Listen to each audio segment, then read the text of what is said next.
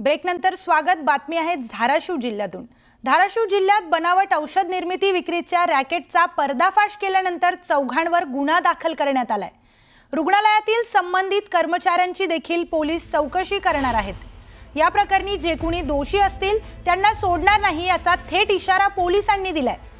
तर पोलिसांच्या इशाऱ्यानंतर गुन्हा उघडकीस येण्याची व्याप्ती वाढण्याची शक्यता आहे।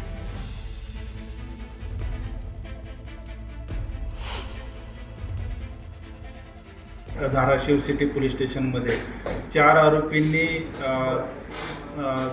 सिव्हिल हॉस्पिटल या ठिकाणी बनावट औषधं पुरवल्याची तक्रार आहे आणि त्या अनुषंगाने आपण त्या 4 आरोपींवर गुन्हा दाखल केलेला आहे आणि पुढचा तपास करत आहोत। तर आपले प्रतिनिधी बालाजी निरफळ आपल्या सोबत जोडले गेलेले आहेत।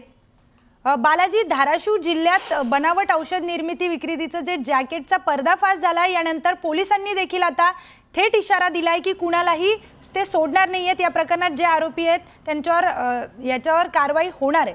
तर या संदर्भात काय अधिकची माहिती आहे?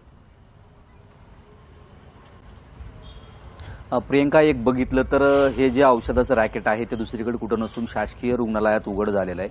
आपल्याला शासकीय रुग्णालय म्हणलं की जे गरीब रुग्ण असतात, ते ज्यांच्याकडे मोठ्या रुग्णालयात जाऊन उपचार घेता येत नाहीत अशी रुग्ण तिथे उपचार घेत असतात आणि राज्य शासनातर्फे असेल ही औषधे इथं मोफत दिली जातात।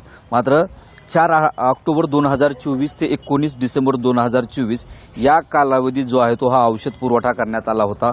नांदेड येथून धाराशिवला 16,000 गोळ्यांचा पुरवठा याच्यामध्ये झालेला आहे। आमोनिक्सल 250 या मिस्टरल कंपनीचा गोळ्याचा पुरवठा, या गोळ्याचा पुरवठा विशेषतः आपल्याला वेदनाशामक गोळ्या म्हणून याच्याकडे पाहिलं जातं। त्वचेचे आजार असतील किंवा श्वसनाचे आजार असतील यासाठी ह्या गोळ्या दिल्या जातात। जर बघितलं तर प्रियंका, 16,000 गोळ्या म्हणजे गोळ्याचा खूप स्टॉक मोठा होता।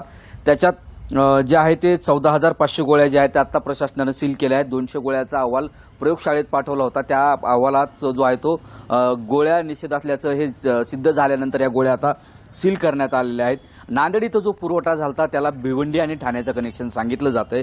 मात्र या फार्मा कंपनीवरती जे आहे ते आता गुन्हे दाखल चौघांवरती दाखल केलेले आहेत। मात्र याच्यात मुख्य जर याच्यात बघितलेला जर आपल्याला दिसायचं म्हटलं तर ज्या या सगळ्या कंपन्या आहेत, हिमाचल येथील प्रदेशमधील वेल्डन फार्मा, तसेच उत्तराखंडमधील मेमोरी फॉर्म्युलेशन औषध उत्पादक कंपनी, या कंपन्याचा जर पत्ता घेतला तर या कंपन्याच अस्तित्वात नाही हे याच्यात दिसून आलेलं आहे। त्यामुळं या गोळ्या नेमक्या कुठून आल्या, कुणाच्या सांगण्यावरून आल्या, कशा पद्धतीने याचा जे आहे ते पुरवठा करण्यात आला। आता पोलिसांनी